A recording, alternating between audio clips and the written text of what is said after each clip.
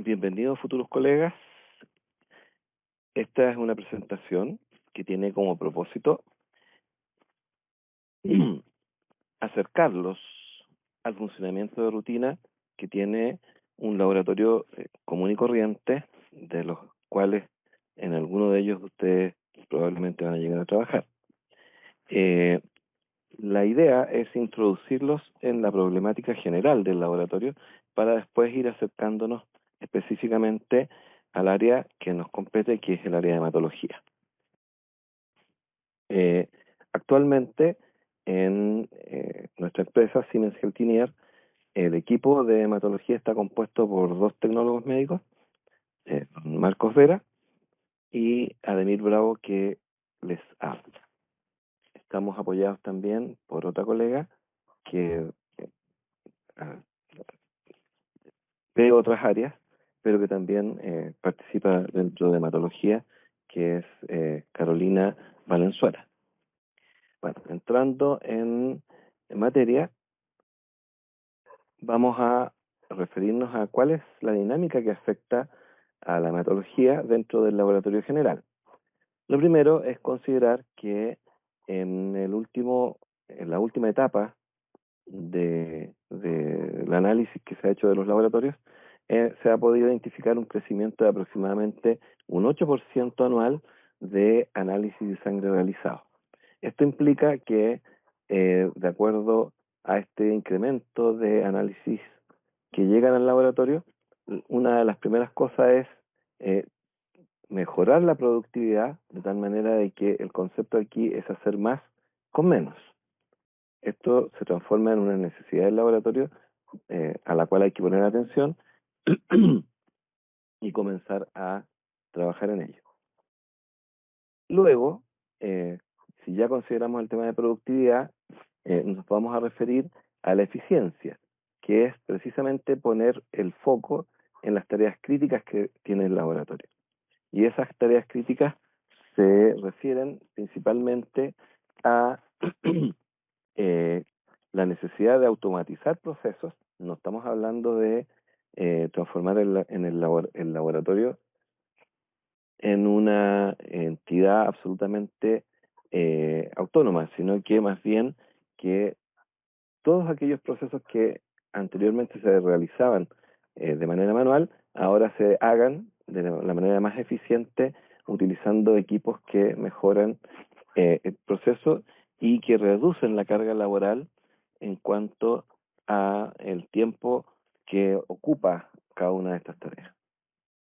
Además de eso, dentro de todos los análisis que se han realizado, se ha podido detectar que un porcentaje no menor de los gerentes de laboratorio, estamos hablando de aproximadamente un 73%, ven en el mantenimiento general de los instrumentos, no solamente en hematología, que este proceso de mantenimiento es un tiempo de inactividad y que implica un desafío para el laboratorio en términos de que estos procesos estén reducidos a lo menos posible, pero siempre dentro de lo que se considera un tema de confiabilidad, donde haya mejora del tiempo de uso con menores costos, pero consiguiendo un equilibrio entre lo que corresponde a el tiempo, ¿cierto? Y el costo que tiene el tiempo, pero en términos de que el resultado que el equipo o el laboratorio esté entregando sea confiable, sea lo que realmente el médico necesita para poder apoyar o hacer un buen diagnóstico. Respecto del área de hematología propiamente tal, si vamos a referirnos a el proceso desde el inicio, este parte, ¿cierto?, con un aspecto que es necesariamente preanalítico, que es la toma de la muestra de sangre. Esta toma de la muestra de sangre o extracción de la muestra no solamente involucra el área de hematología, también incluye normalmente o habitualmente a las otras áreas del laboratorio, porque en el momento en que la persona es pinchada para obtener la muestra, se obtienen tubos no solamente para hematología, sino que también para otras áreas. Por lo tanto, acá es fundamental que esta área esté adecuadamente controlada y manejada, porque de aquí parte la las siguientes etapas, y que estas siguientes etapas puedan tener la muestra bien tomada, correctamente identificada, almacenada y transportada, ¿cierto? Para que una vez que es recepcionada dentro del laboratorio, el proceso que viene a continuación, que es el trabajo directamente en el equipo, pueda ser desarrollado de manera correcta. Finalmente, siempre hay que recordar que el equipo va a procesar lo que recibe. Si la muestra está mal tomada, va a procesar una muestra que está en esas condiciones, por lo tanto, los resultados que va a entregar el equipo probablemente no sean los que estamos esperando en cuanto a que representen la condición clínica real del paciente. Y luego, una vez que la muestra fue procesada, la etapa siguiente, que ya pasa a lo que podríamos identificar como posanalítica, es de vital importancia, porque aquí es donde se incorporan, ¿cierto?, los tecnólogos médicos. Nuestra profesión, en términos de eh, eh, contar con personal calificado que es capaz de evaluar los resultados que está entregando el equipo y finalmente poder evacuar los resultados para que sean entregados finalmente al paciente y al médico. O sea, a partir de esto, ¿cierto?, de lo que estamos revisando en este momento, tendríamos que pensar cuál es o cuáles son las necesidades de este laboratorio, de esta área en particular, refiriéndose ya a lo que finalmente son las necesidades que debemos eh, tener como eh, identificadas correctamente. Vamos a partir con lo que mencionábamos hacia atrás respecto de la menor cantidad de tareas de mantenimiento posibles. Esto no implica que se hagan menos tareas de mantenimiento, sino que se hagan las que son estrictamente necesarias, de tal manera que el equipo esté trabajando en buenas condiciones, pero además esté disponible en la mayor cantidad de tiempo posible. Luego, siguiendo con esto, que corresponde al tema de mantenimiento, que los equipos tengan incorporados sistemas de lavado y de limpieza automatizados, ¿cierto?, que disminuyan las tareas manuales al mínimo, de tal manera que, ¿cierto?, liberen al operador de estar pendiente del equipo, pero que también proporcione la mayor cantidad de tiempo disponible del equipo para que esté en operación. A continuación, ¿cierto?, podemos mencionar que para que esto sea efectivo necesitamos equipos de buena calidad, en cuanto a que los componentes y partes que forman el equipo sean lo más robustas posible para asegurar que los resultados sean de calidad, y también, lo que mencionando recién, que el equipo va a estar disponible para trabajar la mayor cantidad de tiempo posible, de tal manera que aquellas cosas que mencionábamos respecto de efectividad sean reales. Por otro lado, en los tiempos actuales, y esto ya recordando lo que era la etapa preanalítica, que los equipos cuenten con la capacidad de comunicarse con sistemas informáticos de laboratorio, o LIS, ¿cierto? De tal manera que la transmisión de datos sea la más expedita y segura posible.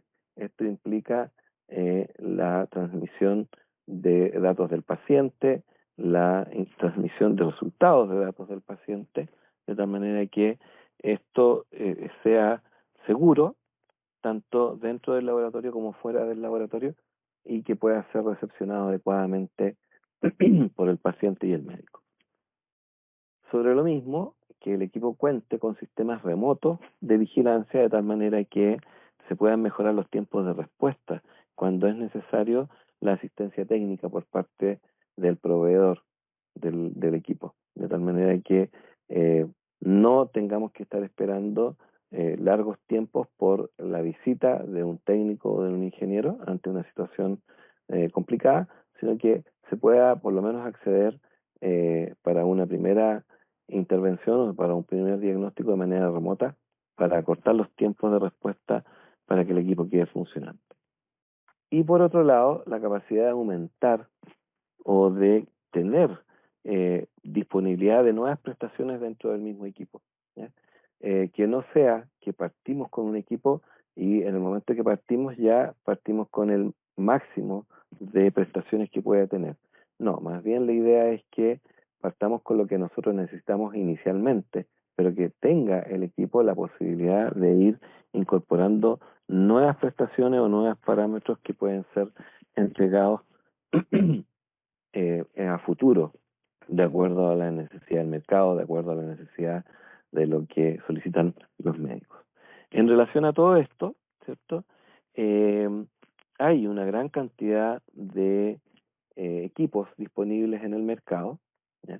Que son los que pueden apreciar acá en este momento, partiendo por los que ofrece Siemens, donde tenemos ahí el 2120, además adicionado al AutoSlide. Tenemos también el AD560 con el automuestreador, pero también tenemos equipos que son de nuestra competencia, como los equipos Sysmex, como los equipos Mindray, como los equipos Oriva y los Beckman Coulter. Estas marcas son probablemente las que puedan estar más vigentes o más presentes en el mercado nacional y en el mercado mundial en general, y la selección o la elección de uno de estos equipos responde principalmente a lo que hablábamos recién, a las necesidades de los laboratorios hoy.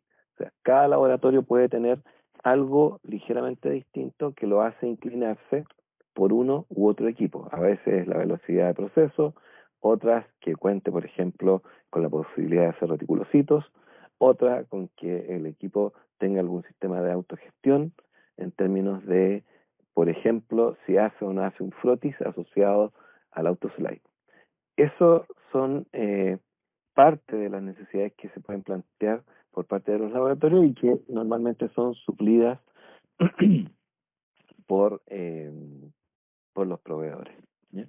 A continuación, vamos a revisar lo que sería la familia de instrumentos o la familia de equipos que tiene Siemens para ofrecer en el área de hematología.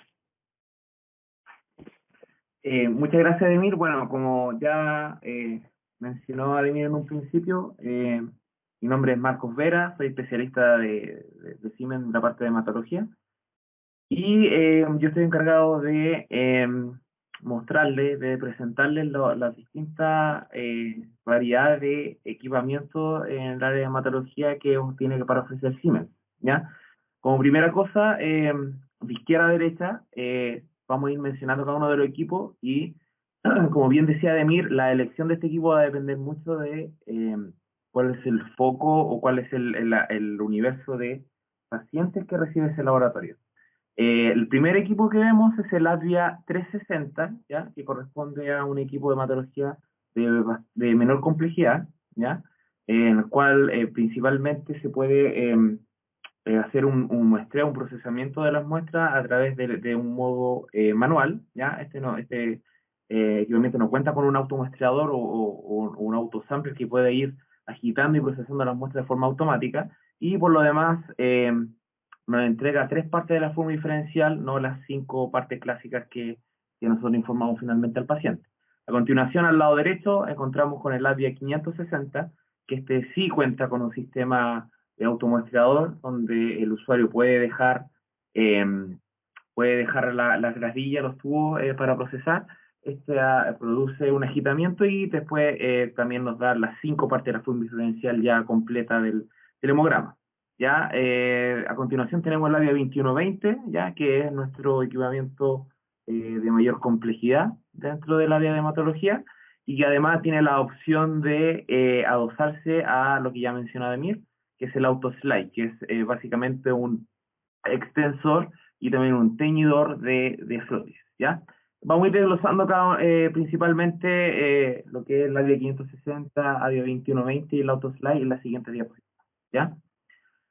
Bueno, acá está el sistema Diagre 2120, donde tiene una, como bien dice ahí, una metodología dual de el recuento de glóbulos blancos. Presenta el canal de Perox, ¿verdad? ¿Ya? El canal de peroxiasa, donde nos va a medir lo que es el tamaño y que además presenta una tinción realizada por la actividad de mieloperoxiasa, ¿ya? Que es la base del fundamento de la técnica. Además del canal de peroxiasa, tenemos el canal de vaso, ¿ya? Que también mide por tamaño y también por la característica y la densidad nuclear.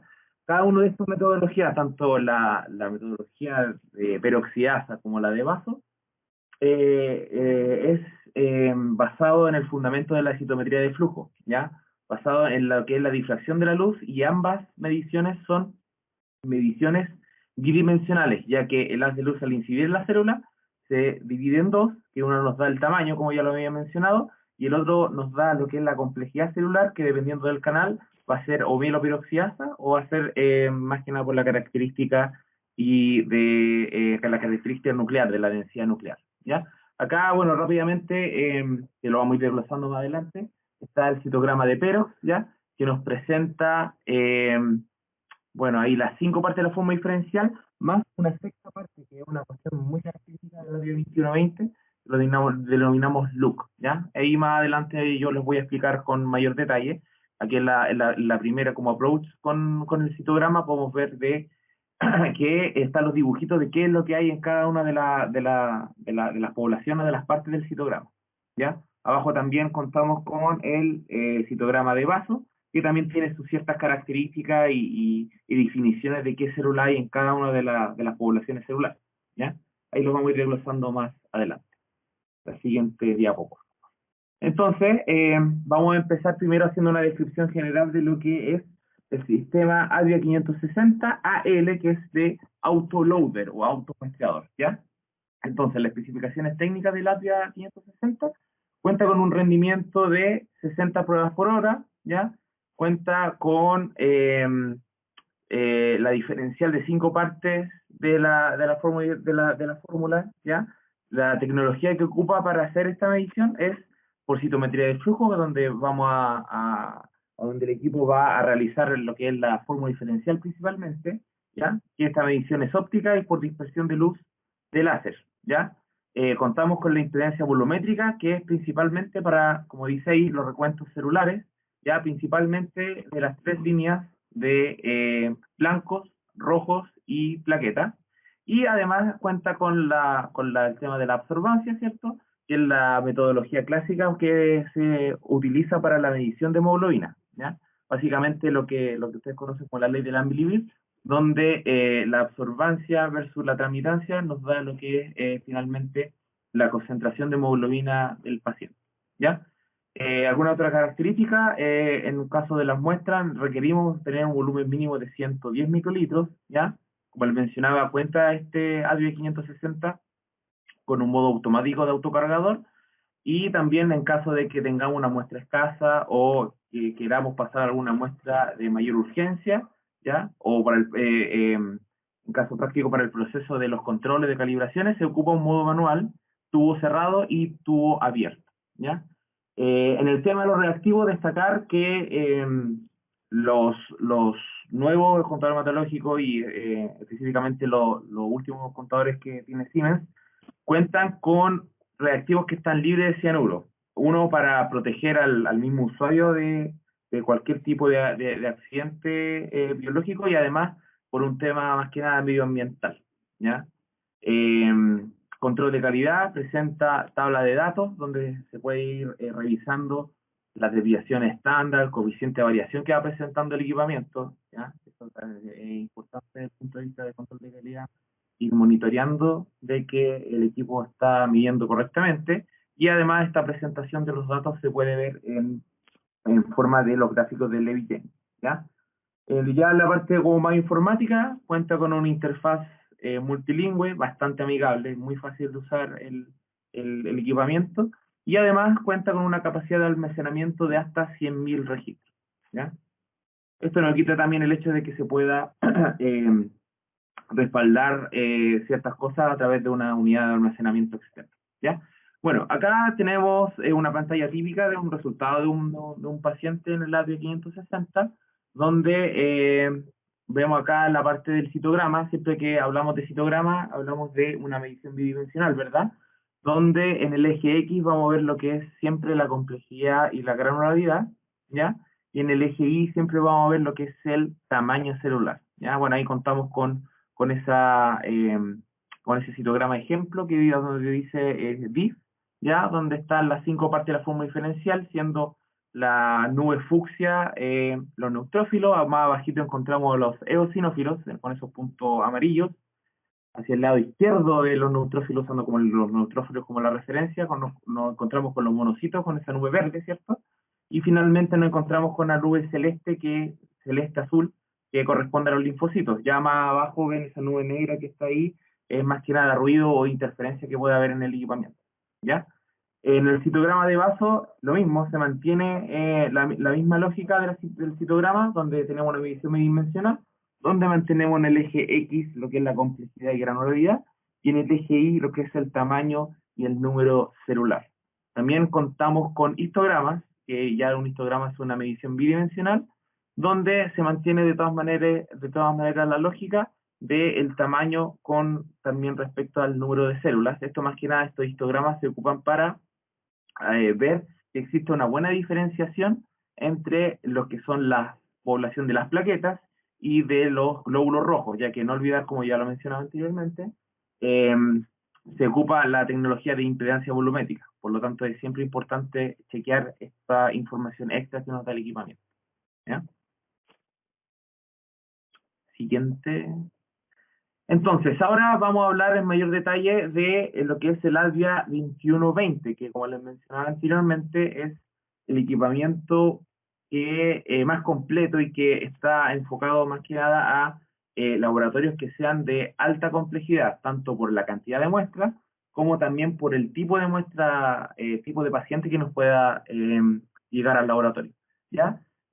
Bueno, también en en esta misma línea, como les decía, y pensando que la AT560 es un equipo que se ocupa para laboratorios de mediana complejidad, la B2120 dobla la cantidad de recuentos que puede dar por hora. ¿Ah? Si se acuerdan, el AVIA 560 puede darnos 60 muestras por hora, es decir, un hemograma por minuto. El ADIA 2120 cuenta con el doble de velocidad, donde nos da 120 hemogramas hora. Esta capacidad, digamos, capacidad de procesamiento disminuye a 74, si es que a todos los hemogramas que nosotros pasemos por el equipo, además de lo que clásicamente nos piden, que es recuento absoluto y fórmula diferencial, le agregáramos reticulocitos, ¿ya? Eso ustedes van a darse cuenta rápidamente que en la práctica de cada laboratorio no es así, o sea, el porcentaje de reticulocitos que piden generalmente el clínico es muy baja con respecto a la cantidad de hemogramas que piden con recuento y fórmula. Así que la verdad es que no es la realidad, no pertenece a la realidad de que a cada hemograma le piden reticulocitos, ¿ya? Así que finalmente tienen que quedarse más que nada con que son 120 recuentos hora. Cuenta con una tecnología Unifluidics, ¿ya? Es una característica del 2120 de que cuenta con todo un sistema que se denomina UFC, que es United Fluid Circuit, ¿ya? Que por ahí es donde se realiza todas las reacciones del equipo y se realiza todo el movimiento de tanto de la muestra como de también el paso de reactivos y los distintos fluidos que pueden pasar por el equipo, ¿ya? Tecnología cuenta con citometría de flujo y esto es una diferencia importante con respecto al equipo anterior, en el que no solamente ocupa la tecnología de citometría de flujo para definir la fórmula diferencial, que en el caso del 2120, como les mencionaba antes, no vamos a tener 6 partes de la fórmula diferencial y no 5 como lo que vemos clásicamente en los contadores hematológicos, ¿ya? Sino que también para los recuentos absolutos ocupa la tecnología de citometría de flujo, por lo tanto, eso nos da bastante otra herramienta e informes mucho más exactos con respecto a cuando contamos con esta tecnología que es bidimensional. Ya está como un paso más adelante que lo que es la impedancia volumétrica, que se basa solamente en el tamaño celular. Entonces, resumiendo, medición bidimensional de elementos sanguíneos lo que les decía, tiene una medición bidimensional de los glóbulos rojos, lo ve por el tamaño y la densidad, los glóbulos blancos, que utiliza el tamaño, la densidad nuclear y también la actividad peroxiasa, ¿cierto? Que es por el canal de, como les decía, el canal de peroxiasa, ¿ya? Diferencial de 6 partes, que es una de las características más importantes del 2120. Plaqueta ocupa el tamaño y la densidad. Hemoglobina, que también es una característica que al equipamiento, al tener dos citometrías, dos sistemas de medición de por citometría de flujo, contamos con la hemoglobina total que se ocupa por la metodología convencional, ¿cierto? Que es por colorimetría, pero además tenemos una hemoglobina secundaria, que es una hemoglobina celular, que si bien no se informa al paciente, queda como dato secundario e interno para el laboratorio para ir chequeando de que el equipo esté funcionando bien en todas sus eh, unidades de medida, ¿ya? También cuenta con la capacidad de darnos recuentos de reticulocitos, que se basa también en el tamaño, densidad y, como ustedes saben, en el contenido de RNA residual que pueda tener la célula, ¿ya? Entonces, ¿cuáles son los módulos, los modos de proceso del BAT2120? Cuenta con un modo manual tubo abierto, ¿ya? Que está principalmente pensado en aquellas muestras escasas, muestras pediátricas, ¿ya? Donde necesita un volumen mínimo de 175 microlitros, ¿ya? Y para poder aprovechar el máximo de volumen de la muestra se ocupa este modo tubo tapa abierta. ¿Ya? También cuenta con un modo tubo tapa cerrada, ¿ya? Para evitar que el usuario tenga que destapar, digamos, el tubo del paciente y evitar algún tipo de derrame, ¿ya? Se puede utilizar este modo tubo tapa cerrada, pero sí importante destacar que en este tubo tapa cerrada se necesita un volumen mayor, que es aproximadamente de 1 ml para poder procesar la muestra correctamente. Y después tenemos el autosampler o automuestreador, que cuenta con una capacidad máxima de 15 gradillas. Cada gradilla cuenta con 10 posiciones, por ende el máximo de gradilla y de tubos para procesar por el autosampler sería de 150, pero eso no quita el hecho de poder ir agregando gradillas, por lo ende es un tipo de procesamiento que es continuo, ¿ya? Entonces, ahí vemos la descripción, la imagen de cómo se van cargando muestras, y además de poder descargar las muestras, también se ocupa de la homogenización y posterior pinchazo del equipo para hacer el procesamiento de cada uno de los tubos, ¿ya? También cuenta con ahí un volumen mínimo de 1 ml. Bueno, a continuación vamos a mostrar un pequeño video, ¿ya? De la descripción de cómo es que el 2120 trabaja, ya va mostrando cómo va pinchando el tubo y va mostrando por dónde se va moviendo la muestra, ¿ya? Entonces, le vamos a dar play, ahí comenzó el video, ¿ya? Entonces aquí vamos a mostrar un poco cómo es el movimiento de la muestra. Ahí se mostró como si estuviésemos colocando la muestra por el tubo tapa cerrada, ¿ya? Y ahí va a ir avanzando la muestra, ¿cierto? Pasa por una de las partes del equipo, que es la válvula selectora, llega a un primer sensor, ¿ya? Que este sensor cuenta con dos electrodos que mantienen un voltaje, una corriente eléctrica constante, y al pasar la muestra, este sensor detecta un cambio en el potencial que produce la señal de que tengo ya una muestra a punto de procesar, ¿ya? Después esto pasa por el módulo de cerámica, ¿ya? Hace el recorrido y después llega a un segundo sensor, ¿ya? Que en el fondo el primer sensor me dice, ojo, ya tengo una muestra, pero el segundo sensor ya me indica de que tengo la muestra suficiente para realizar el proceso. Solamente, y ahí cuando ya llega al segundo sensor, es que la válvula de cerámica gira, como vimos anteriormente, gira de la A de aspirar a la D de dispensar, ¿ya? Entonces, al detectar la muestra y al considerar y al detectar con el segundo sensor de que tenemos las 175 microlitros necesarios para el proceso, es ahí cuando la válvula de cerámica gira y envía o hace el corte de la muestra a las diferentes cámaras de reacción, como lo puede ver ahí, ¿ya? se va llenando las cámaras, después de que en esas cámaras de reacción se junta la muestra más el reactivo, pasa a las jeringas. Esta jeringa de muestra y la jeringa de envolvente, ¿ya? Eh, envía la muestra primero por esta jeringa, junto con eso va pasando el envolvente, ya que es una característica general de todos los controles hematológicos, van pasando al mismo por el citómetro, por la celda de flujo, y ahí es donde se va a hacer realizando la medición de citometría, ¿ya? En cada uno de los sistemas que ya mencionamos. Entonces, acá también hay una descripción del paso de células por la celda de flujo y como pueden ver, hay una desviación de luz en dos ángulos. En un ángulo mayor, que nos va a dar lo que es el tamaño celular, y en un ángulo menor, que nos va a dar la complejidad celular, ¿ya? Ya después de realizar el proceso, se realiza el proceso de realizar lo que es el diseño, ¿ya? Y es donde es lo que se está mostrando ahí en esa última imagen, ¿ya?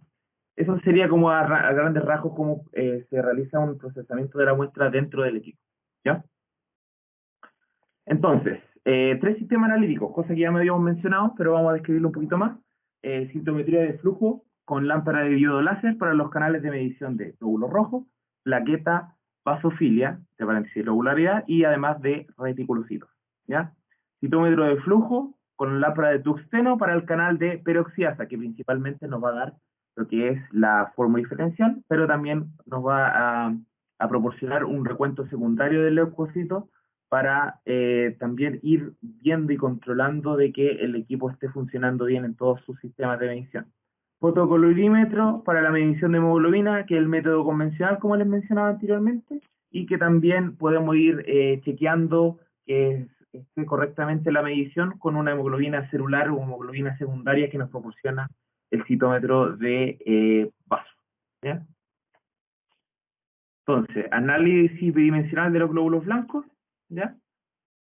Tenemos el recuento por dos canales independientes. Uno el canal de peroxiasa, como lo ya hemos mencionado, y otro por el canal de basofilia. La combinación de ambos canales discrimina las poblaciones de la serie blanca basándose en tamaño celular, actividad de la mieloperoxiasa, ¿ya? Y característica y densidad nuclear. ¿Cuál es la ventaja de tener estos dos canales independientes de medición? Es que tenemos una baja tasa de revisión de fórmula. Uno de los comentarios que siempre nos hacen los colegas y los clientes, ¿ya? Es que lo que ellos ven posteriormente al frotis es muy parecido, muy parecido, muy fidedigno a lo que finalmente te informa la DIA 2120. Y es por esta característica que yo les decía. Al contar con dos citómetros de flujo, tenemos una cantidad de alarmas y una cantidad de herramientas que el equipo interpreta finalmente en el informe final, que es bastante preciso y exacto, ¿ya? Forma diferencial de 6 partes, que es lo que ya les he mencionado. Contamos con una sexta parte que se denomina LUC, que en la subsigla en inglés sería Large Unstained Cell, células grandes sin teñir, ¿ya? Que correspondería principalmente a, puede ser blastos o puede ser linfocitos reactivos, ¿ya? El por qué dice células grandes sin teñir, porque el fundamento de la técnica del canal de peroxiasa es que haciéndonos valer de la enzima mieloperoxiasa, que es una enzima que está dentro de los gránulos principalmente los neutrófilos, pero los gránulos de todos los leucocitos, ¿ya? Esa reacción produce que la célula se tiña café, ¿ya? Y dependiendo de qué tan café se tiña, va a estar más hacia la derecha en el eje X, por ende va a ser una célula que para el equipo y para nosotros va a ser de mayor complejidad. Entonces, aquellas células que sean blastos o sean linfocitos reactivos, al no contar con gránulos, no cuentan con una actividad mieloperoxiasa, y además para diferenciarlo de los linfocitos que cuentan con una característica similar, lo diferencio por el tamaño. Hacer los linfocitos reactivos, los blastos más grandes que un linfocito normal, el equipo es capaz de diferenciarlo y de colocarlo en esta sexta parte de la forma diferencial y decir que es LUC, ¿ya? Es una característica súper importante y súper útil para el usuario al momento de guiarse para antes de la lectura digamos, del hemograma, ¿ya? La habilidad para ambos métodos es de hasta 400.000 leucocitos, ¿ya? Una también de las características 2120 que tiene rangos de linealidad bastante amplios. Es muy difícil que ustedes tengan que realizar una dilución si es que van a pasar por el equipo porque sus rangos de linealidad son bastante amplios. Permite procesar muestras guardadas en refrigeración hasta 72 horas después de recolectadas, sin alteraciones significativas de los resultados, ¿ya? Esto aplica principalmente a los recuentos absolutos, o sea, usted 72 horas después de ser recolectada la muestra va a mantener el equipo una medición bastante exacta de lo que es los recuentos absolutos, pero sí siempre recordar de que por cuestión ya fisiológica y normal de la muestra, siempre va a tener algunas limitantes, por ejemplo, la forma diferencial, donde vamos a tener algunas alarmas como, por ejemplo, desviación izquierda, ya que es por un tema ya propio de la muestra, ya propio de la plena líquida, ¿ya? Entonces, citograma de basófilo, lobulea nuclear, ya nos vamos a centrar principalmente ahora en lo que es el canal de basofilia, donde encontramos los basófilos ahí arriba, ya esos puntos amarillos. Contamos con dos grandes grupos, que serían los mononucleares, que serían los monocitos, los linfocitos, ¿verdad? Que está ahí, en esa parte de ahí. Y contamos también con los polimorfonucleares, que sería principalmente lo que son los eosinófilos y los neutrófilos. Además, en este canal de basofilia, ¿ya? Contamos a la izquierda de los mononucleares está una otra población celular que son los blastos, ¿ya? A continuación, después vamos a revisar con Ademir algunos casos clínicos que nos va a servir al momento de saber interpretar estos citogramas, también ayudarnos al momento de informar el hemograma del paciente, ¿ya? Y también, bueno, ahí contamos con algunos dibujos que muestran y ejemplifican qué tipo de célula hay en cada una de las nubes celulares, ¿ya? Entonces, a continuación, tenemos el canal de peroxidasa, que como les mencionaba, medición bidimensional. Este canal de peroxidasa es una lámpara de tuxteno, ¿cierto? O lámpara halógena, donde va incidiendo el haz de luz y va realizando la dispersión de luz en dos ángulos. Uno es por la absorbación de peroxidasa, ¿ya? Que tiene un ángulo específico, un ángulo alto de 5 a 15 grados, ¿cierto? Que nos va a dar lo que es la complejidad celular, pero también tenemos un ángulo bajo, ¿ya? Que nos va a dar lo que es el tamaño y que tiene un ángulo de 5 a 15 grados, ¿ya? A continuación, un citograma típico también que nos va a dar el equipamiento, donde acá ya contamos con lo que es la forma diferencial. Contamos primero con los neutrófilos, esta gran nube fucsia que vemos ahí. Justo debajo de los neutrófilos tenemos lo que es los eosinófilos. Otra nube que tenemos a la izquierda de los neutrófilos que serían los monocitos, ¿cierto? Que se encuentra muy cercano en cuanto a tamaño de los neutrófilos, pero el equipo es capaz de diferenciarlo por la complejidad celular, ¿cierto? Que como mencionaba anteriormente, la complejidad celular está dada por la absorbancia y la absorbancia va a estar dada por qué tan café se tiñe esa célula, ¿ya? Bien cercano al eje, al punto cero del eje X, tenemos los linfocitos, ¿cierto? Que casi no se tiñe café, ¿cierto? Porque no cuenta con gránulos, ¿cierto? Por ende no tiene una actividad de mieloperoxidasa. Y acá está la sexta parte de la forma diferencial que yo le he mencionado ya más de una vez, que es el LUC, ¿ya? Estas células grandes sin teñir, que principalmente pueden ser blastos o linfocitos reactivos, ¿ya? Ahora vamos a análisis bidimensional de los glóbulos rojos.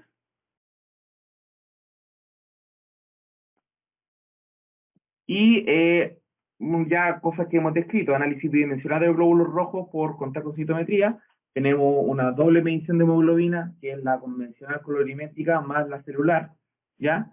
Y también contamos con un análisis bidimensional de los reticulocitos. Aquí vemos una imagen cuando van pasando las células, ¿cierto? Y se va dividiendo en estos dos ángulos, un ángulo alto y un ángulo bajo. En su conjunto es lo que nos va a ir dando el recuento de glóbulos rojos, ¿ya?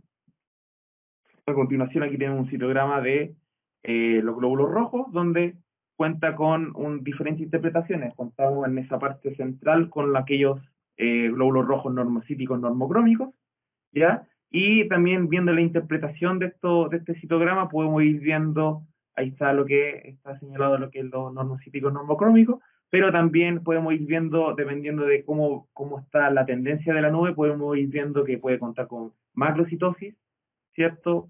Puede haber también macrocitosis con hipocromía, dependiendo en qué parte esté esta nube de glóbulos rojos, ¿ya? Te podemos ver ahí en la parte del medio vemos microcitosis, debemos ver normocítico hipocrómico, y también podemos ver lo que es más común en la parte de la anemia, que serían los microcíticos hipocrómicos, ¿ya? Como les mencionaba, vamos a ver al final de esta presentación algunos casos clínicos, donde van a poder ver ahí también interpretación con casos reales de, por ejemplo, doble población, alguna anemia un poco más severa, etcétera, etcétera, ¿ya?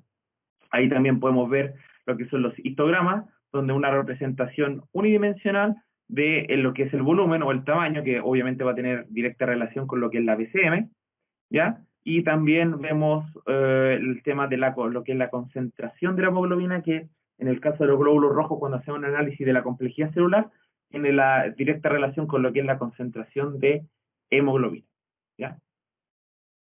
Entonces, bueno, lo que habíamos mencionado, tiene dos modos de medición de hemoglobina. Un modo de la hemoglobina total, que es colorimétrica, ya que dice que es 100 metahemoglobina modificado porque lo que le mencionaba anteriormente, tanto el AB560 como el AB2120, los reactivos cuentan con de estar libre de cianuro. Por ende, es bastante amigable desde el punto de vista medioambiental, ¿ya? Y contamos con una segunda metodología, que es una hemoglobina celular, también característica de la de 2120, ¿ya? Que deriva de la determinación de hemoglobina célula por célula en el análisis citométrico de glóbulos rojos. Esto es muy, muy útil porque, si bien es cierto, casi todos los equipos hematológicos cuentan solamente con la medición clásica de hemoglobina, al contar con esta otra hemoglobina celular, podemos escapar de las limitantes del método convencional, como por ejemplo cuando tenemos pacientes con lipemia muy alta o cuando tenemos muestras con bilirrubinemia muy alta, ¿ya? Así que es bastante útil este modo adicional de hemoglobina celular, ¿ya? A continuación, el método de reticulocitos, ¿cierto? Que siempre, como hemos dicho, mantenemos en el eje Y lo que es el tamaño celular, pero acá está lo que es la absorbancia de luz con respecto a qué tan afín o qué tanta cantidad de RNA residual tenga la célula, ¿ya? Así que ahí lo dividimos en lo que se ve, mientras más a la izquierda significa que hay un glóbulo rojo más maduro, y después más hacia la derecha se va dividiendo en tres grupos, en tres grupos de células que va a depender, mientras más se tiñe azul significa que hay un contenido mayor de RNA y por ende son células más inmaduras, ¿ya? Entonces lo mismo, ¿cuál es la tecnología que ocupa para el recuento de reticulocitos? Medición bidimensional, ¿cierto? Donde el ángulo nos va a dar un ángulo que es el ángulo mayor para lo que es un ángulo bajo, perdón, un ángulo bajo para lo que es la complejidad celular, un ángulo alto para un ángulo bajo para el volumen, para el tamaño, un ángulo alto para lo que es la complejidad, y el oxacina 750 es el contenido del reactivo, el compuesto principal del reactivo que produce lo que es la tinción del RNA en células. ¿Ya? Bueno, acá uno de los índices, más allá del típico porcentaje de reticulocitos, que es lo que principalmente nosotros vamos a usar y vamos a informar, ya cuenta con algunas otras herramientas en la de 2120, como es la BCM reticulocitaria, la concentración bovina reticulocitaria, y etcétera, etcétera. ¿Ya? Análisis bidimensional de las plaquetas. Vamos a hablar a continuación. Rango de linealidad. Bueno, como también lo mencionaba anteriormente, el rango de linealidad de los leucocitos es muy amplio, hasta 400.000, y el rango de las plaquetas también es bastante amplio, va de 5.000 a 3 millones y medio. Así que también va a ser muy, muy difícil que tengan que llegar a hacer una dilución de la muestra para que caiga dentro del rango de linealidad del equipo, ¿ya? Es bien amplio. De nuevo, obviamente, la tecnología de medición bidimensional en dos ángulos para determinar el recuento de plaquetas, ¿ya? A continuación, una característica bien importante, método de impedancia, como les decía, es como un paso más atrás de lo que corresponde a la medición de citometría, y tenemos ahí una limitante del método, que si, por ejemplo, tenemos una muestra hemolizada donde existan varios trozos, pedacitos de membrana, el equipo, si es parecido esos trozos de membrana de glóbulos rojos, es parecido al tamaño de una plaqueta, el equipo que cuenta con la metodología solamente de impedancia volumétrica no puede discernir bien si es un trozo de glóbulo rojo o si es una plaqueta. Entonces, obviamente ahí vamos a tener dificultad en el resultado final del equipo por no saber diferenciar bien estas dos poblaciones celulares, ¿ya? Eso es por impedancia. Pero por la metodología óptica, por la metodología que cuenta la D2120 de una medición bidimensional, ¿ya? Puede discernir perfectamente, aunque tengamos una muestra hemolizada con trozos de membrana de glóbulos rojos, él puede diferenciar perfectamente si es una plaqueta o un glóbulo rojo, ya que si bien pueden tener tamaños similares, por este segundo ángulo de la difracción de la luz, él puede discernir perfectamente que esto es un glóbulo rojo o esto es una plaqueta, independiente que el tamaño sea parecido, ¿ya? Entonces ahí, plaqueta, no es una plaqueta, es un trozo de glóbulo rojo. Bueno, finalmente también un poco lo que corresponde a lo que es el citograma de plaquetas, donde contamos con las plaquetas normales, ¿cierto? En la primera parte, allá en la parte más arriba en el eje Y, tenemos las plaquetas más grandes, macroplaquetas, y también a los lados podemos ver glóbulos rojos fantasmas, ¿ya? Estos glóbulos rojos que ya perdieron su concentración media de hemoglobina, y también contamos con los fragmentos de glóbulos rojos o esquistocitos que podía ser indicativo de que la muestra viene con algún grado importante de hemólisis. Lectura del equipo AD2120, interpretación de citogramas con ejemplos de patologías. Esta parte la va a realizar Ademir Bravo, donde va a ir explicando y va a ir analizando las diferentes alarmas y las diferentes citogramas que nos puede presentar en la clínica, y que también su correcta interpretación nos puede ayudar mucho antes de la lectura y nos puede dar una idea, digamos, una guía para poder informar el hemograma de forma más precisa. Así que, Ademir. Ok, muchas gracias, Marcos. Vamos a continuar con lo que tú mencionabas. Vamos a partir por lo más básico, que sería la interpretación de los citogramas de lo que es un hemograma normal. Quizás les puede llamar la atención ligeramente el valor del hematocrito, que pudiera parecernos un poquito bajo, pero obviando ese dato, si podemos referirnos específicamente a los citogramas, en el citograma de rojo podemos apreciar que la masa globular de glóbulos rojos, valga la redundancia, que es la más condensada acá, está en aquellos parámetros donde se considera que los glóbulos rojos son normocíticos normocrómicos. Por lo tanto, aquí, si ustedes se fijan en la concentración de hemoglobina corpuscular media, es absolutamente normal, 34,2, ¿cierto? Eso implica que la concentración en el eje X es absolutamente normal de hemoglobina, y en cuanto a la BCM, si ustedes se fijan, 80,6, bueno, quizás puede ser que esté ligeramente baja, en muchos lugares se considera 82 hacia arriba, pero la distribución respecto del eje Y, de acá del eje Y, en cuanto a tamaño, la mayor parte de la población de glóbulos rojos se encuentra en la zona de normalidad. Por lo tanto, podemos hablar aquí de una población normocítica normocrómica.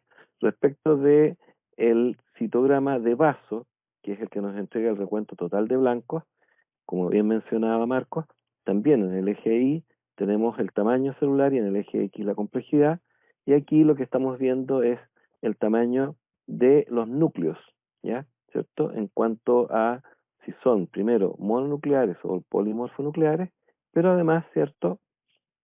Si la densidad del núcleo respecto del contenido del núcleo, que es la cromatina, es normal o anormal. En este caso, si ustedes se dan cuenta, dentro de los campos que se pueden diferenciar, en esta zona de acá, donde podría haber sospecha de blastos, esto es lo que habitualmente ocurre con un hemograma normal. No tenemos una nube blanca que no sea más allá de unos puntitos que nos indican que siempre va a haber presencia de uno que otro elemento de característica blástica, pero que no implica anormalidad.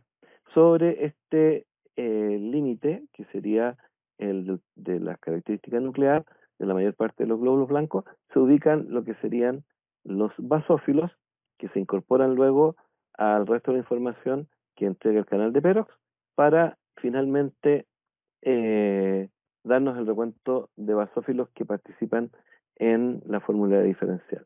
Respecto de Perox, acá tenemos también siempre tamaño y complejidad celular, como bien explicó Marco. Aquí la complejidad celular está dada por la actividad mieloperoxidasa, que hace que la célula se tiña, y acá tenemos entonces los neutrófilos, tenemos los eosinófilos, tenemos los monocitos, los LUC, que de acuerdo a este hemograma son absolutamente normales, los linfocitos, y aquí también se incorporan los basófilos.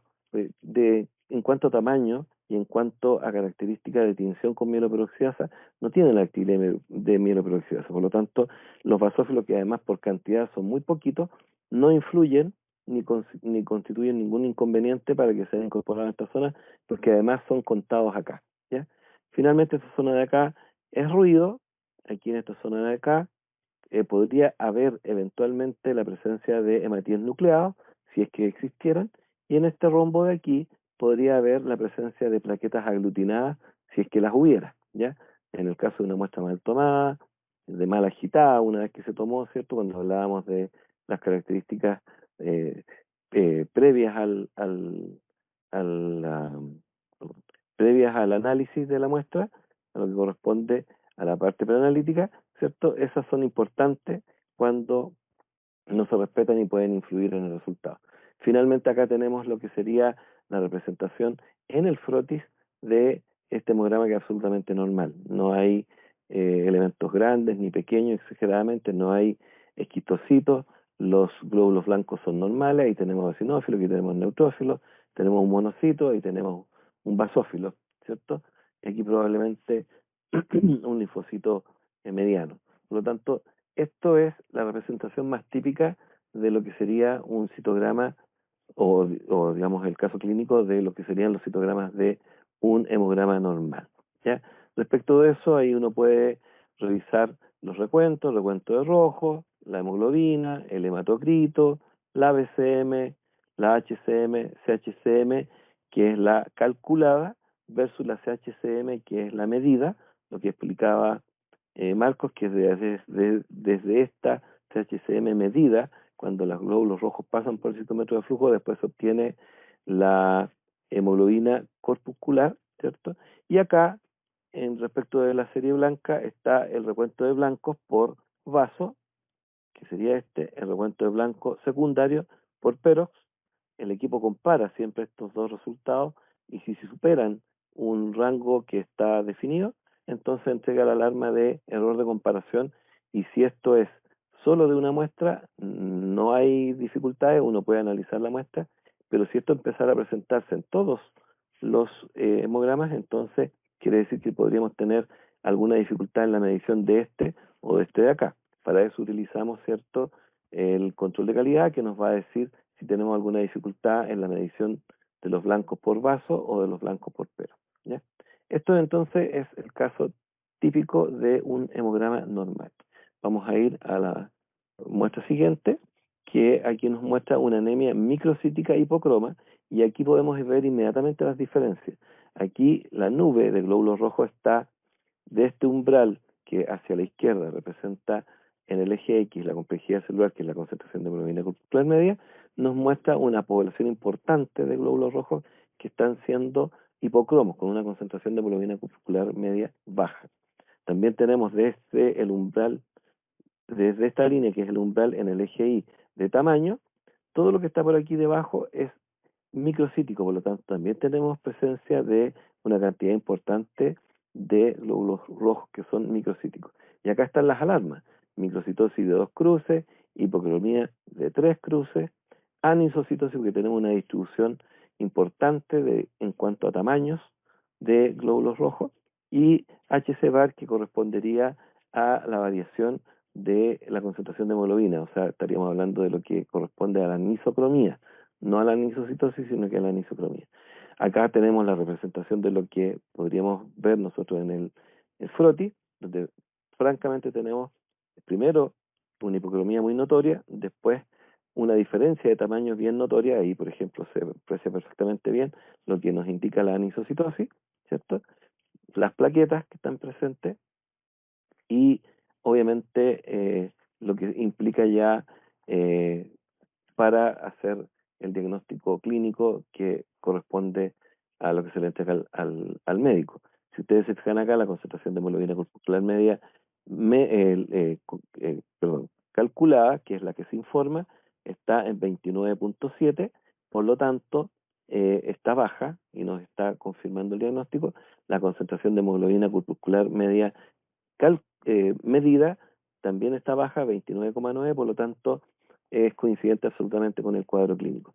Por otro lado, estas dos concentraciones que mencionaba en algún momento Marco, nos sirven para confirmar que el equipo está trabajando bien, pero también nos ayuda en el caso que tuviéramos presencia de lipemia o de bilirrubina que podría alterar, por ejemplo, la medición de la hemoglobina y por lo tanto alterar la concentración de la hemoglobina podría darnos valores de concentración de hemoglobina de hemoglobina corporal media falsamente elevadas, por ejemplo, ¿ya? En el caso de bilirrubinas muy altas o de lipemias muy altas. En cuanto a la fórmula leucocitaria, se aprecia normal, salvo los monos que están aumentados, que están en un valor de 14,8, que aquí no se aprecian necesariamente muy aumentados, pero la nube verde está bastante marcada y a veces no es tan marcada cuando el recuento de glóbulos, perdón, de monocitos es absolutamente normal. Vamos a ir al siguiente caso. Aquí tenemos una doble población de glóbulos rojos, que también es muy notoria. Ahí tenemos probablemente lo que sería la población de glóbulos rojos de la transfusión y esta probablemente lo que sería la población de glóbulos rojos del paciente, donde también tenemos hipocromía, donde también tenemos una distribución del tamaño bastante importante, lo que nos indica microcitosis, hipocromía, anisocitosis, HC-bar, que correspondería a la anisocromía, ¿cierto? Y bueno, ya a este caso se agregan, que no es la principal, eh, digamos, a lo que estamos apuntando con este caso, que es a mostrar la doble población de glóbulos rojos. Esto es muy común en pacientes que son transfundidos, ¿ya? Y seguramente si en algún momento llegan a usar el equipo, más de alguna vez les va a pasar que se van a encontrar con esta figura, ¿ya? Aquí obviamente en el froti podemos apreciar la anisocitosis, podemos apreciar la hipocromía, podemos apreciar la macrocitosis, la microcitosis, etcétera. ¿Ya? Vamos al siguiente caso. En este caso estamos hablando de la deficiencia mieloperoxidasa. Como ya mencionó Marco, es la base de la metodología para la fórmula leucocitaria. La presencia de mieloperoxidasa en algunos glóbulos blancos, ¿cierto? Que tienen esta característica, por lo tanto, hay algunos pacientes que no tienen mieloperoxidasa en su gránulo o tienen menor cantidad. Y esto implica que cuando esto ocurre, como la metodología de medición está basada en la presencia de mieloperoxidasa, cuando el paciente no la tiene o tiene en cantidad anormal, estamos frente a lo que podemos llamar una limitación del método. Por lo tanto, aquí lo único que cabe es la fórmula leucocitaria en frotis. De hecho, si nosotros vemos aquí lo que correspondería a el citograma de vaso, vemos que la distribución de los mononucleares versus los polimorfonucleares es correcta, ¿ya? Sin embargo, en la fórmula podemos darnos cuenta que en neutrófilos apenas tenemos 3,6 y eosinófilos 1,9, por lo tanto, esta nube, si fuera así, sería muy pequeñita. Sin embargo, como no es así, porque acá no estamos viendo tinción de mieloperoxidasa, sino que estamos viendo características del núcleo, esto hace que comparado esto con lo que nos entrega como información el citograma de Perox, dispare la alarma de MPO-DEF una cruz, que sería lo que corresponde a deficiencia de mieloperoxidasa. En este caso, no es absoluta, porque los glóbulos blancos que corresponden a la caracterización de monocitos, ¿cierto? Están en un valor bastante alto y por lo tanto todo lo que probablemente corresponde a la zona de neutrófilos está desplazada hacia acá, ¿ya? Y están siendo contados como monocitos, cosa que es incorrecta. Y gran parte de estos que deberían estar solamente acá están contados como LUC, por lo tanto acá tenemos monocitos aumentados, linfocitos aumentados y también LUC muy aumentado, ¿ya? Esto debe ser siempre o debe estar siempre presente porque son pocos los casos, pero pueden aparecer y la única solución es la fórmula leucocitaria en Froti. Sin embargo, hay que tener la precaución de que podría ocurrir en algún momento que el equipo entregue un resultado como este, y lo que hay que tener en cuenta es que debido a lo raro de este caso, nunca vamos a tener dos tubos consecutivos en que se presente. Si eso ocurre, claramente vamos a estar en presencia de un problema del equipo, que va a ser por alguna razón, pero que no corresponde en el caso concreto a lo que corresponde al paciente como tal. Así que es un caso que es importante tenerlo en consideración, que es importante siempre considerarlo, porque en algún momento les va a tocar verlo y tienen que resolver correctamente la situación. El siguiente caso corresponde, perdón, a lo que ya sería alguna condición de tipo patológico, que es un recuento elevado de eosinófilos. Esto habitualmente ocurre en dos casos, cuando estamos en presencia eh, de alguna infección de tipo parasitaria o bien de alergias que pueda presentar el paciente. En este caso tenemos una nube amarilla mucho más marcada, mucho más grande, y un recuento de eosinófilos en la fórmula que corresponde a 16,7. ¿Ya? Lo demás está dentro de los rangos que se esperan, así que más análisis de esto no es necesario. Después tenemos acá algo sí que ya nos lleva a un ambiente mucho más patológico y severo, que corresponde a una leucemia linfocítica aguda, ¿cierto? Donde si ustedes se fijan aquí, lo básico y lo importante es tanto el citograma de vaso como el citograma de Perox, que muestran alteraciones muy severas. De hecho, aquí está muy marcada la nube de mononucleares que está dividida entre dos. La parte azul, que serían linfocitos maduros, y la parte blanca, que serían blastos, ¿ya? Que son los que aparecen acá con 3 cruces. Y una zona muy escasa de polimorfonucleares, ¿ya? Si miramos lo que sería la representación del frotis, bueno, ahí estamos en presencia clara de lo que serían linfoblastos, algunos linfocitos maduros, una anemia más o menos severa, que se refleja acá, ¿cierto? Claramente en los recuentos, un recuento muy bajo de rojo, un recuento muy bajo de hemoglobina, un hematocrito muy bajo, concentraciones de hemoglobina corporal media que no son tan bajas, pero que pueden estar compensadas, nada más, ¿ya? Plaquetas prácticamente no hay, no se aprecian plaquetas en el frotí, pero además en el citograma de Perox, ¿cierto? Tenemos una presencia aquí muy importante en los LUC, que son, da la alarma de linfocitos atípicos, ¿ya? O ATIPs de linfocitos, que puede corresponder a linfocitos grandes hiperbasófilos o hiperreactivos, pero también puede corresponder a blastos. Por lo tanto, cuando aparece esta alarma, siempre hay que tener la precaución de revisar el resto de los datos que tenemos para evitar informar algo que pueda ser erróneo. En este caso, la nube de LUC está muy marcada y está en un valor muy elevado y probablemente se deba a esta condición porque aquí hay muchos blastos que están en esta zona, ¿ya? Esto es muy típico de las leucemias linfocíticas y particularmente de las leucemias linfocíticas agudas. Vamos al siguiente caso. Aquí tenemos una leucemia mieloide crónica con hematíes nucleados.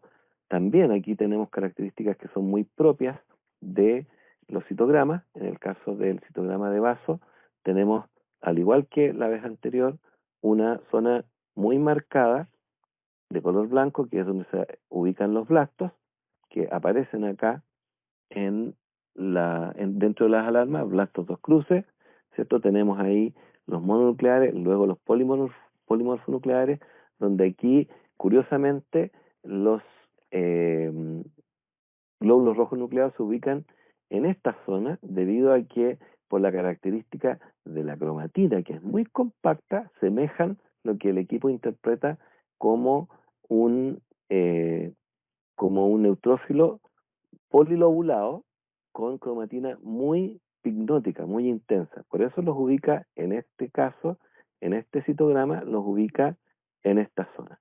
Y en el caso de lo que sería el citograma de Perox, ¿cierto? Los ubica en esta zona, que muestra esta nube blanca muy intensa que se refleja en esto, en RBC, tres cruces, presencia de glóbulos rojos nucleados, que además en la fórmula leucocitaria, aunque aquí no lo podemos apreciar, pero en general se agrega un campo siguiente que corresponde a hematíes nucleados y donde los cuenta, ¿ya? En el caso de haber presencia de hematíes nucleados, si el equipo queda configurado para que los cuenta, los agrega a la fórmula leucocitaria y los saca del recuento total de blancos, que sería lo que está acá, ¿ya? En el caso de los blancos contados por el canal de vaso. Bueno, aquí ustedes pueden apreciar que también hay una cantidad importante de basófilos anormales, que serían estos de color azul, ¿ya? Una nube importante de neutrófilos, importante, ¿ya? No tan importante de monocitos, sí look aumentados, que probablemente estén aumentados a consecuencia de los blastos que puedan haber, y blastos no necesariamente de la serie linfoide, sino que de la serie mieloide, que no tengan actividad mieloperoxidasa todavía porque están en una etapa muy temprana, donde no hay gránulos presentes todavía en el citoplasma de esos mieloblastos. Luego están los linfos, ¿cierto? La zona de plaquetas aglutinadas, y aquí podemos apreciar, ¿cierto?, el resto del cuadro con una concentración de hemoglobina corporal media que está compensada, pero donde tenemos macrocitosis, microcitosis, hipocromía, hipercromía, o sea, tenemos absolutamente de todo. Y obviamente anisocitosis, obviamente, como mencionamos recién, hipocromía, perdón, y macrocitosis. Vamos al siguiente caso, que correspondería también a una leucemia mieloide crónica, pero con sospecha de basófilos elevados, ¿ya? Aquí es muy clara la nube de basófilos y muy definida, ¿ya? Aparece esta alarma en que nos dice que tiene sospecha de basófilos y que esa sospecha de basófilos aumentados puede eh, incidir en los valores que está contando de vasos, de LUC y de linfocitos, ¿ya? Acá, obviamente, tenemos la característica típica de una leucemia mieloide respecto del citograma de vaso, donde hay una nube blanca muy aumentada que corresponde a los plastos, una nube azul que corresponde a los a las a los glóbulos blancos que son mononucleares. Esta nube corresponde a los polimorfonucleares. Aquí no hay una diferenciación entre mononuclear y polimorfonuclear. Esto se ve como una sola nube, diferenciada por la característica del núcleo, pero aquí aparece una alarma que es la de left shift, que corresponde a desviación izquierda, porque al alojarse una cantidad importante de glóbulos blancos en esta zona que tienen un núcleo encallado, el sistema aplica un algoritmo matemático para identificar que hay desviación izquierda y la informa como desviación izquierda tres cruces. Luego acá el citograma de Perox, que obviamente tiene los neutrófilos muy aumentados, los monos aumentados, ¿cierto? En total, en el recuento absoluto, ¿cierto?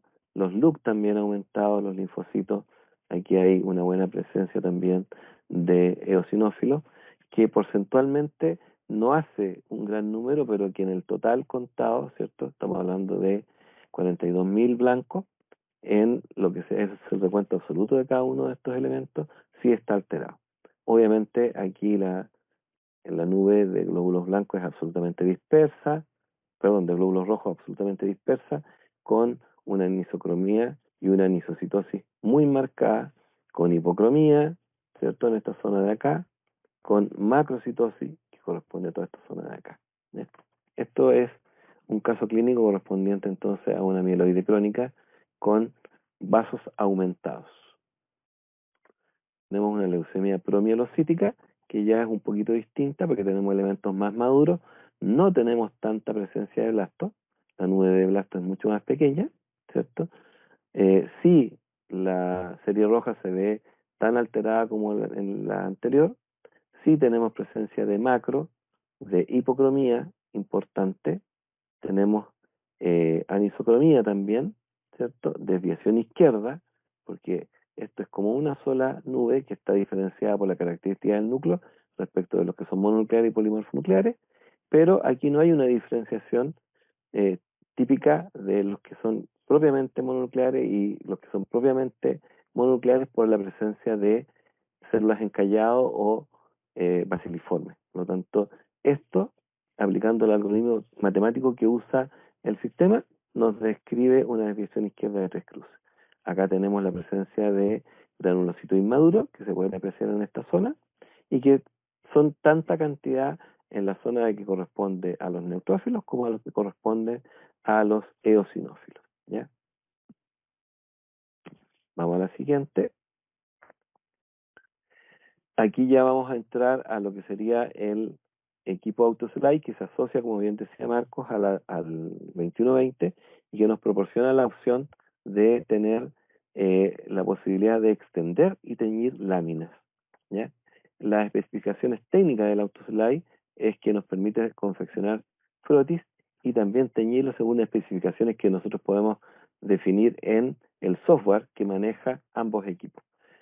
Permite una cantidad de frotis de 105 frotis por hora, más o menos, dependiendo de las configuraciones que nosotros podamos hacer. Usa un portaobjetos especial que solo debe ser usado ese y no otro. Requiere 75 UL de sangre adicional a los 175 que usa para el hemograma.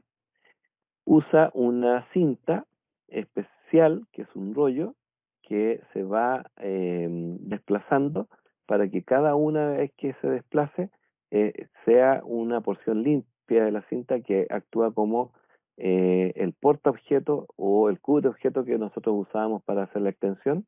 Permite hasta 6.000 extensiones. Está la posibilidad de realizar solo extendidos sin teñirlos, ¿ya? Y también podemos al revés, solo hacer tinciones si es que nosotros necesitamos hacer frotis manuales. Por ejemplo, si tenemos una muestra que no pasó por el equipo, pero que necesitamos hacer frotis, lo podemos hacer de manera manual y lo podemos ingresar solo para que lo tiña el equipo. ¿Ya? Los mantenimientos diarios y semanales se pueden realizar a través del sistema. Hay un inicio, un término diario y semanal que se pueden configurar para que se haga de forma automática. Tiene opciones de introducir frotes manuales, como decíamos hace un minuto, y realizar solo la tinción en el equipo. Y eventualmente, esto ya es una cosa absolutamente adicional, que una vez que tenemos confeccionado y teñido el frotis en el AutoSlide, podemos asociar ese frotis a lo que sería un equipo que también nosotros ofrecemos en algunas situaciones, que es el Celavision, que nos permite ir ya a otro concepto que es lo que correspondería a la microscopía digital. ¿Ya? Eso es respecto de las especificaciones técnicas del AutoSlide. Aquí tenemos el AutoSlide, una fotografía de él y los componentes. Ahí está el dispensador de portaobjetos, que son los portaobjetos especiales de los que hablábamos. Aquí tenemos una cajita que recoge cuando hay algún problema con el porte y se quiebra. Acá tenemos el acceso a la parte frontal del equipo.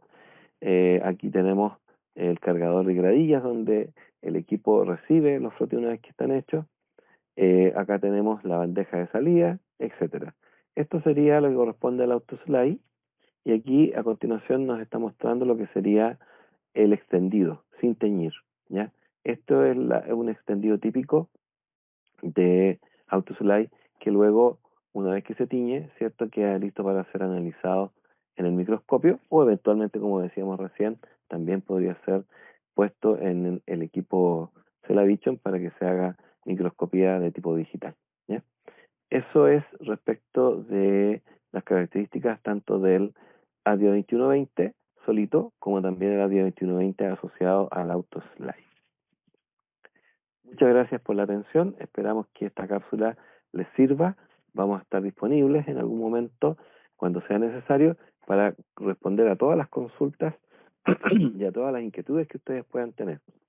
Esperamos que la experiencia que tenemos nosotros como profesionales que ya hemos trabajado en laboratorio y que ahora trabajamos en una empresa que distribuye estos equipos para trabajar en el laboratorio, la pongamos a su disposición de tal manera que cualquier pregunta, cualquier inquietud que tengan, tanto Marcos como yo, podamos servir para esos efectos. Yo les doy las gracias por la atención que han prestado para la presentación y esta va a estar disponible para que ustedes la puedan ver y consultar todas las veces que sea necesario.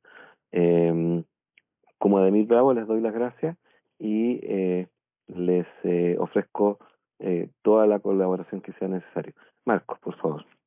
Sí, bueno, me sumo a lo que dice Ademir. Espero que les sirva esta presentación, que les sirva también en cuando empiecen a su vida, digamos, laboral, ¿ya? Y quedamos atentos a cualquier consulta, cualquier tipo de apoyo que le podamos brindar. Por favor, no duden en contactarnos para cualquier inquietud que puedan tener. Así que agradecerles nuevamente la atención y, bueno, nos veremos quizás en el futuro. Así que eso, muchas gracias, futuros colegas. Que estén muy bien. Sí. Muchas gracias, futuros colegas. Hasta luego.